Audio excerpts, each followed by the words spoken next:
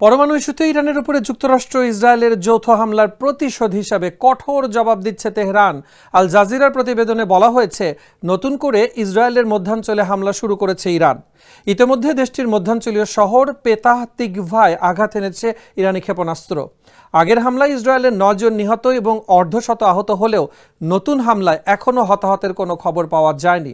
The Times of Israel জানিয়েছে, ইরানের একটি ক্ষেপণাস্ত্র ইসরায়েলের মধ্যাঞ্চলে আঘাত হেনেছে, যার ফলে কিছুটা ক্ষয়ক্ষতি হয়েছে।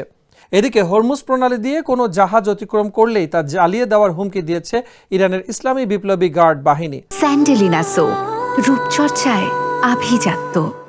আইআরজিসির কমান্ডার ইন চিফের সিনিয়র উপদেষ্টা ইব্রাহিম জাবারি বলেছেন, হরমুজ প্রণালী বন্ধ, যদি কেউ অতিক্রম করার চেষ্টা করে তাহলে ইরানের বিপ্লবী গার্ড এবং নিয়মিত নৌবাহিনীর সদস্যরা সেই জাহাজ জ্বালিয়ে দেবে।